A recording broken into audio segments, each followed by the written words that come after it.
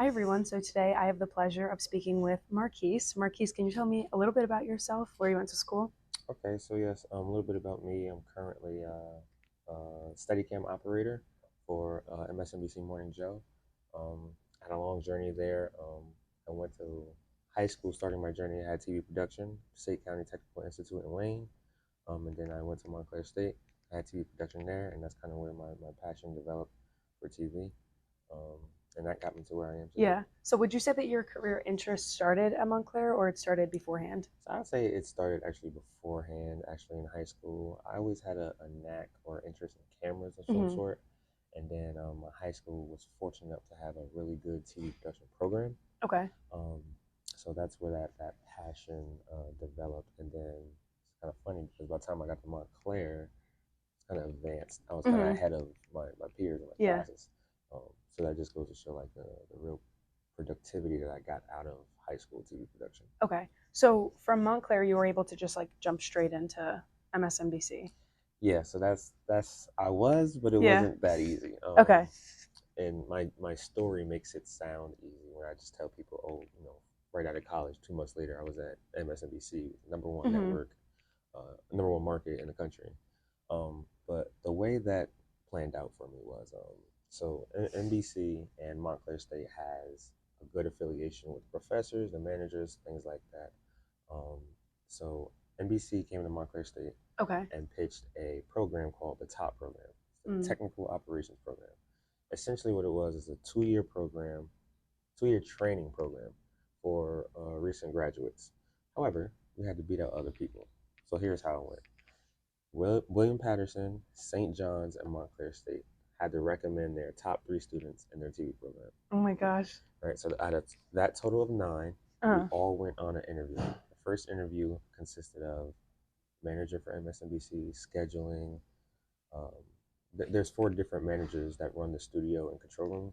So all four of those managers, scheduling, director of operations, HR, and a couple of other people. So in total, it was seven. okay. Right, 7 people. So from that nine, after that first interview process, they cut it down to three. Okay. So those 3 people then went on a second interview with Greg Francis. He's the senior vice president of operations.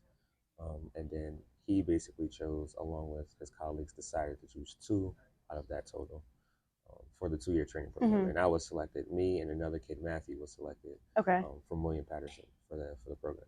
So I've been there ever since. Do they still have that here? I don't know, So right? COVID messed that up. Okay. COVID messed it up so bad. But I'm always pitching it at Montclair. I mean, at NBC Hmm. to make sure they bring it back. And it does Ah. still exist. They Okay. just haven't done it. I think maybe a year or two after I came in. Yeah. Yeah. So Wow. So that was your that was upper tough. hand. Yeah. And fun fact, before that opportunity, before MSNBC came to Montclair with that opportunity, Hmm. Professor Patty Perot, right? She she offered me another NBC job with global media assets, and I think it Okay. was just sending footage, file footage to wherever it needed to go. And I was bold enough to say no because I Yeah. know I wanted to be in the top program so bad, and it did plan out the way I got in. So Okay. So just because you said that you were bold enough to say no, um, just a little bit about because I feel like entry level people, maybe people my age that are trying to get started in the career field, it's hard to say no. You yeah, always want to say yes. So what's the importance of saying no and that being okay? that's a that's a slippery slope because it's funny because when people ask me for advice, the first thing I tell them is say yes to everything. Yeah. But that's in terms of like work ethic. If people ask for help, you say Yeah. yes. If you volunteer, you say yes to things that you weren't asked to do. Hmm. But for me, it came down to what I wanted for my life and my career. Okay. It wasn't just I'm saying no to this because I don't like it. It was I had options. I saw something that I know I wanted that I knew I was going to excel in versus something that I was unsure about. Okay. So I said no to the unsure and did whatever I had to do to make sure I worked hard enough to get even recommended to be for the top program. Okay. So you said no because you had another option that was kind of sitting there. Um, Absolutely. can you tell me a little bit about the importance of trying new things and being okay with getting out of your comfort zone? So yeah, that's really a big thing. I mean, it's a cliche saying Hmm. and ideology, but it's really how you grow. Yeah. You have to put yourself in an uncomfortable position because that's how you learn. Right? Okay. The more you do things that are comfortable, the more familiar you're with it, and the more of an expert you'll become at this one set thing. Say it is. When you put yourself out there, you're kind. It's like no man's land. Like it's Yeah. scary. You know, you're nervous. You may cry sometimes. You may, you know, even sometimes be berated, like for things that you may do wrong. But it's all learning process. And if you think back to being a kid, the times you grow is when you're uncomfortable. Yeah. Whether it's you go to a new school, you got to make friends, It's you true. grow. Your personality Yeah. grows. So it's something that you deal with before you're going for a big job. When it starts Mhm. when you're a kid, and it keeps going until you're old in your 90s or something. Yeah.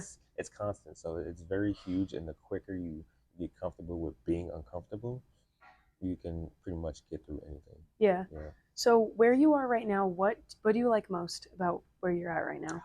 I love that question Yeah. because when people ask me that question, everybody at my job says the best thing about the job is people. Yeah. The culture at NBC and MSNBC is the best thing ever. And that was actually one of the things that I feared going into the corporate world, Okay. right? Being a young student, not knowing what to expect from a big company, Mhm. not knowing if people looked like me, people were young or old. Yeah. And as soon as I got there, everybody welcomed me with open arms. So that's the number one thing. The number two thing is that I'm doing things that I've always done, Yeah. that I went to school for, right? When you come to school, and for me, it started in high school. When you go to high school, you're learning something new. When you go to college, you're following up, and you put so much work in college. I think I probably did more work in college than I do now, Mhm. 10 times more. Yeah. Um, it just at that end goal, it pays off. You realize it pays off. So to be doing something I love with people that I love, there's no better job. Right? Yeah. It's almost not work. You know. Yeah. So being that, being in this industry, you're constantly around people, and building connections and relationships. How important would you say networking is? Oh, it's It's huge. everything. It's huge. It's everything. I mean, that's why I'm sitting here now. Yeah. I mean, you network with me. Yeah. We met one time. We stayed in contact via social media and text or whatever the case is. Yep. And this is how I'm here. And it can lead to, say, an opportunity for you down the line. But it's huge, and people think it's such a difficult thing to do Mhm. when it's really not. Yeah. It's as simple as saying, "Hi, my name is Marquise Hansford. I go to school here, or I work here. Yep. I've researched some of the work you've done, and I really appreciate it. I admire it. Mind if I take your contact Mhm. information, email, phone number?" And that's as simple as that. Yeah. And then whether you check up every 6 months or every year, somebody will remember you. And if you even have to send them some of your work, that will open up an opportunity, because then when people are looking for somebody, they'll have something in their head, that seed in the back of their head, like, oh wait, maybe she wants an Yeah. opportunity. And the number one thing is every company is looking for somebody young and willing to Mhm. work, because as I've seen, people get older in their field and Yeah. they'll want to do less, It's true. So networking is huge. It's not hard. It may be uncomfortable speaking. I know Mhm. that's something that people have a problem with, is speaking in public or speaking to people directly. But that's another thing that will get you where you need to be and help you stand out from others, quite frankly. Okay.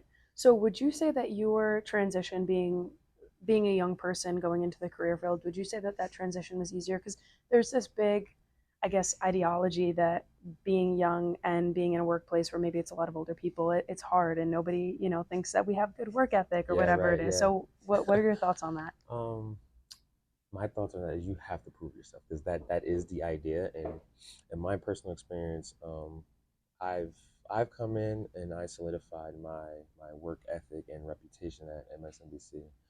But on at the same time, I've seen young Hmm. people come in after me, and I've heard things. My older coworkers will say, "Okay, they're not as hardworking, or they're Yeah. lazy, or So things you like hear that." things on the Yeah, back like end. you hear Yeah. things in the back end, and not that it's like people are gossiping, but when someone asks a task of you and you don't get it done right, word spreads, Yeah. right? So you have to make sure, like, you're on time, you show up early, you show up with a positive attitude, Hmm. you say hi to everyone, things like Yeah. that, and then you do the task right.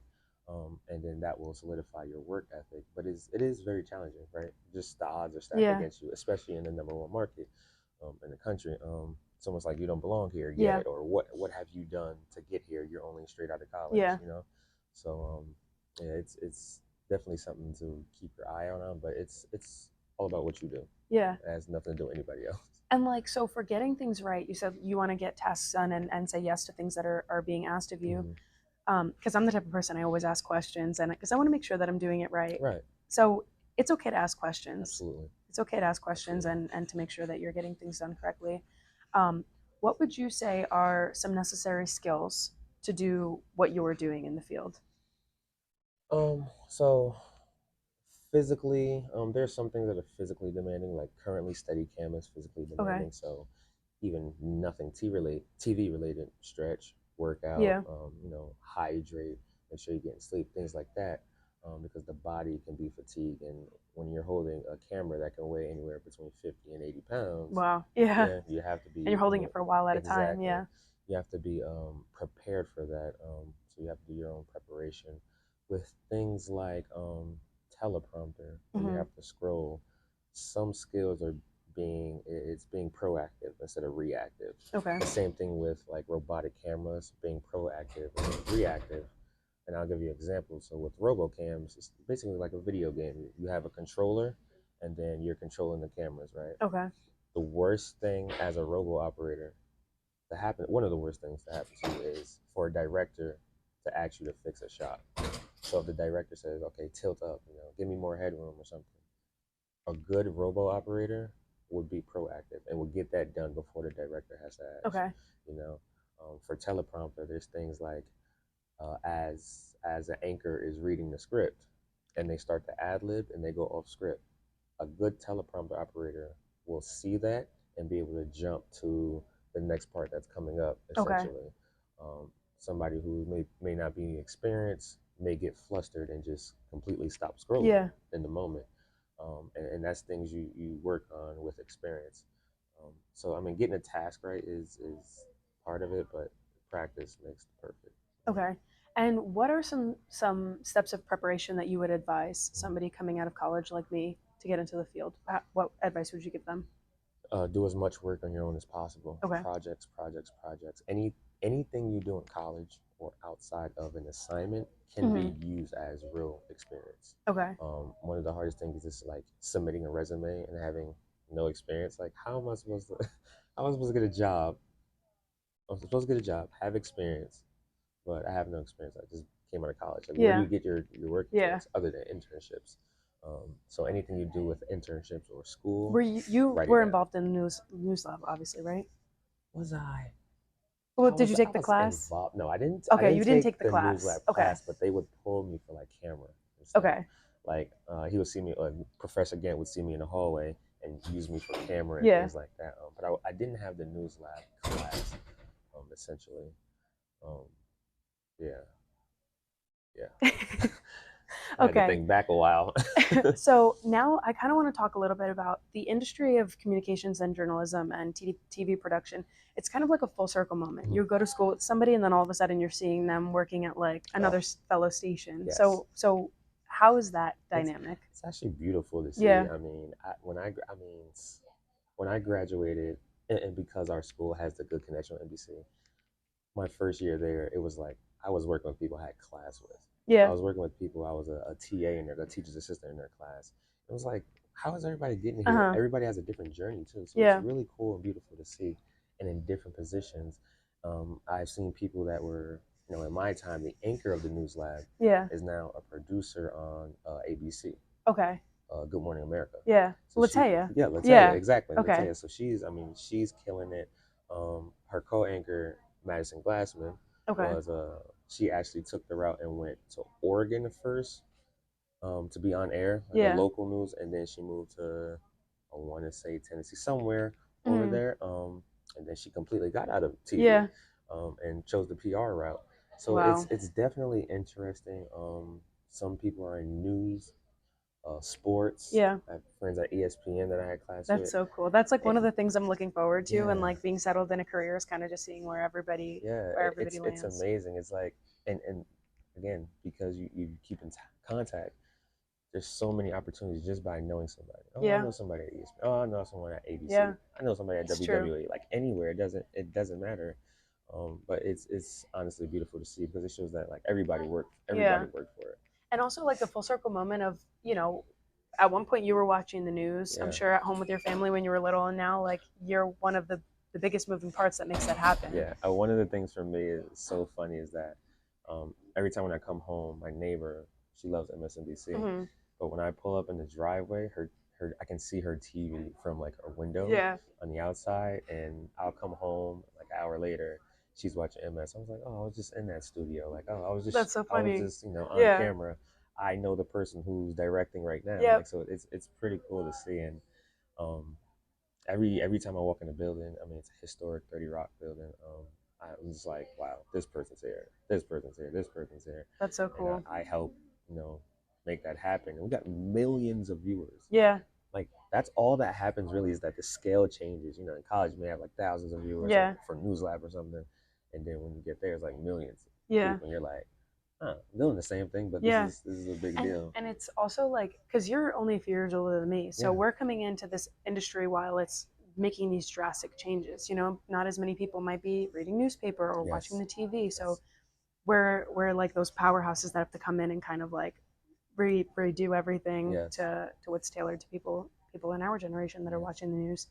um just to get a little bit personal, or as personal as you want to make it, Mm-hmm. whether it's your personal life or your career life, what was the biggest challenge in building up to where you are now? Um, I would say the biggest challenge is definitely a mental. It's a Yeah. mental challenge. And for me personally, it wasn't mental in the aspect of I didn't think I could do it. It was mental is that I was overworking myself. Okay. Um, there was times like I would sleep in the editing room, Mm. just because you're so exhausted. You're waiting for your project to export, Yeah. things like that. Multiple projects at one time. I did play club basketball, so working with that practice schedule and then trying to get an assignment done, because TV production assignments are not like regular work assignments. You Yeah. actually have to do them outside of class time. If you're Hmm. doing a mini documentary, which Yeah. is 5 minutes long, you probably need to shoot Yeah. 400 hours of footage And or something. Efron was just telling me that too. He's like, Yes, most of the work that you do is going to be outside of the yes. classroom. So you have to be careful with where you're putting your time. There's no time for partying. There's really no Yeah. time for hanging out with friends. You're gonna have to miss some birthdays, Yeah. things like that. That's the biggest sacrifice, and it's the same thing in the real world. So when you actually get a job in the industry because of breaking news and things Yeah. like that, but that was the biggest mental. It was kind of like locking down and like, okay, I'm doing this for a reason, Hmm. and it will pay off. Yeah. So I have to make the sacrifice now, and then enjoy the benefits later, Yeah. which is exactly what happened. Yeah. Yeah. No, and it's a great thing, and I feel like I'm kind of in that same boat that you were in, where it's my senior year of college. Yeah. Everybody's like, oh, I just want to have fun and go on these trips Yeah. and blah blah blah, and don't get me wrong, it's important to have a good balance, but Absolutely. it does come with a lot of sacrifice. Hmm. And so it's kind of like a breath of fresh air to know that somebody else Yes. went through that too. Because it's I feel like, and it's not everybody that's around me, but a lot of people that are around me, maybe my age, they don't get it. Yeah. So Yeah. so how did you go about, like, people don't get it? So when you say that you're busy and people think you're making excuses Yeah. to not be where Yeah. they are, how did you go about that? Who You just cares? did what you have to do. Yeah, I mean, Yeah. it's like who cares because I have a goal. Those Yeah. same people that maybe thought you were lying probably didn't have a goal. Yeah. And or didn't and have anything to work towards. and do you agree with this? The people that care about you and support you will be there no matter what. They're gonna Yeah, they're absolutely. gonna understand absolutely Absolutely. everything. They're gonna be supportive, and no matter what happens or the uncertainty that you have to face, they're still gonna be there. Mhm. And was there any situations where you kind of saw that, okay, this person's not gonna end up? I mean, not personally for me, no. I mean, people question, Yeah. like you're putting a lot of time in, like you got to Yeah. relax, like or you may not get there now. Like for example, I'll tell you, my dad was he believed in me, like he Yeah. knew I was working hard, but his lack of experience and what he's been told made him think that I had to go to a smaller market Yeah. to get a job. And when I got the job at MSNBC, it was like elated. Like, Yeah. he was like, "What? Like, you got it?" See, my But mom's the so opposite. My mom's yeah, like, I believe in you, and she's like, just when you're done with the internship, just apply for a reporting job at yeah. WABC. And I'm like, I wish it I worked wish, I that wish it way. was I that wish easy. it worked that And way. it's not to Yeah, say like he didn't support me, like fully yeah, supported, fully believed in me. It's just that's what you think. yeah, Like, and even some people in our position in college think that's the route you have to take. However, when you do the work, you make yourself stand out, you make connections, other doors open up for yeah, you, right? You don't always have to take the long route. There's a shortcut that opens up. yeah.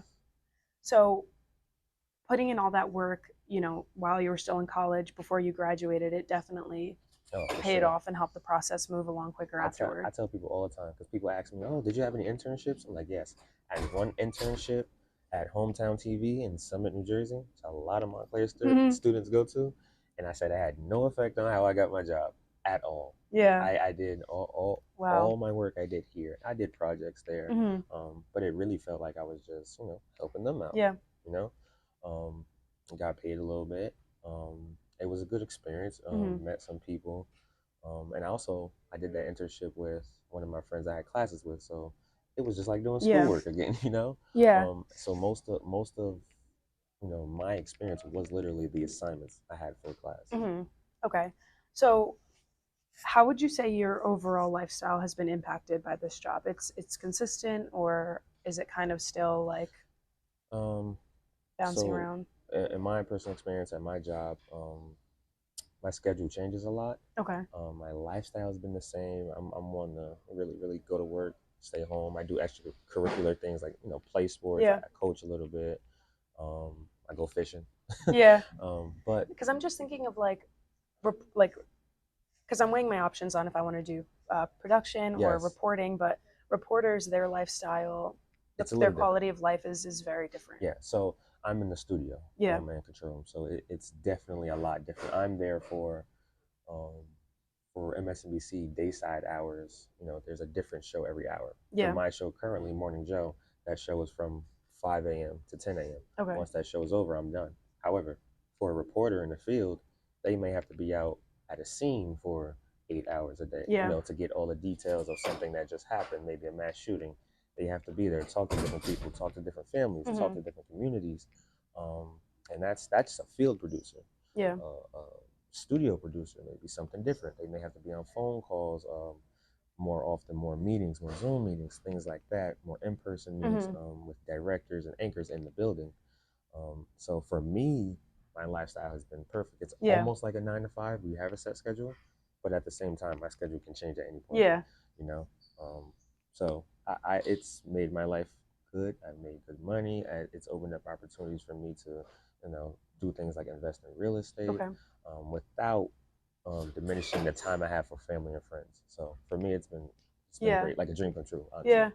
So, Marquise, what is the next step for you? Whether it's a few years Ooh, down the line or tomorrow, like I like that question. what is the plan for you for your next I'm step? gonna tell you why I like that question because my second year at MSNBC, one of my managers, Kevin Cochran, um, he's like, "Oh, what's your dream job?" I'm Hmm. like, "Well, hello, I just got here. This is my dream job." And he's like, "Well, what's next?" Hmm. And ever since he asked me that question, I was like, "Wow, I really don't know, right? Yeah. Because you do all this work to get the dream job, and then when you get the dream job, it's like, what am I working towards now?" Yeah. So for me, honestly, I figured it out that there's three branches of TV: news, sports, and entertainment. Okay. I'm currently in news, so my next goal is to get into sports and entertainment. Okay. I And like that. fortunate enough for me, Steadicam is something that can allow me to get to both fairly quickly. Yeah. In addition to being in 30 Rock, where you have NBC Sports come around for the Olympics, Hmm. Jimmy Fallon, that's entertainment. SNL, entertainment. Yeah. Kelly Clarkson just moved there. They're all in. Jimmy Fallon and Kelly Clarkson are next door neighbors. Wow. So there's opportunity for there. Now there's some logistic stuff that allow that or won't allow that to Yeah. happen, but there's the opportunities there because I'm already in the building. Yeah. So for me, it's getting to sports and entertainment somewhere down the line. Yeah. But I do have to consider sports may be a lot of traveling. So if I want to start a family, Yeah.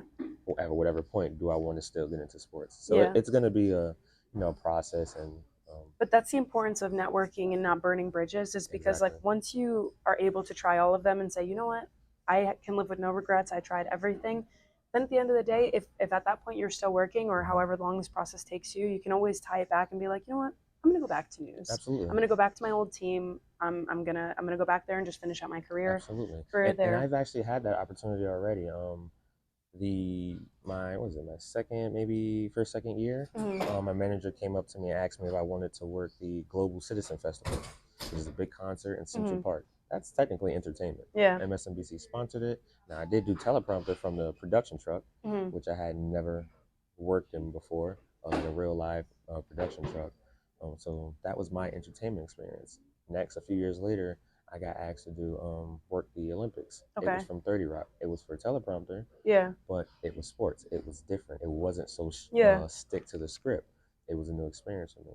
This year, I'm actually hoping to go to the headquarters of NBC Sports in Connecticut, Oh, and do that'd a be little bit cool. of work Yeah. there. So, and that was me and another coworker of mine, Rashawn, kind of Oh, networking. Rashawn, I met Yes, him. Yeah, yes. with you. So he's a go getter. Like, Mm, that's my other advice. Find somebody that wants it yeah. as bad as you, because he'll push me, I'll push him. Yeah. We'll, if he has a meeting, he'll be like, hey man, like read this email over. Like, does that look right? And we'll talk it over, Mm-hmm. even if it's just an opportunity for him. Yeah. And then he'll do something where he'll just throw my name in it just in case. Yeah. And that's how this NBC Olympics opportunity may happen for me. He's definitely going. Yeah. But he threw in my name. It may happen for me. They'll get back to me. And if it doesn't, it just doesn't. Yeah. But it's not hurt to try. Um, No, so that's yeah, important. I didn't even think about yeah, that. As like finding that support system in the environment because yes, they get it. They yes, understand. Your dad supported you, yes, but he didn't get it. right. And He didn't understand. he didn't TV is understand not it. his field. Yeah. So So now it's I don't like you blame him. have somebody there that you're able to push each other and grow and that's important because I feel like Every day. not everybody's like that that'll push you and grow it. Definitely in the internship that I have now, I've seen that Mm-hmm. everybody wants to push you Yes. because they asked me what my dream job is over there and I was like, well, it's where you're sitting in that Yeah. anchor seat, and they were like, this is your dream job, you got to shoot higher than that.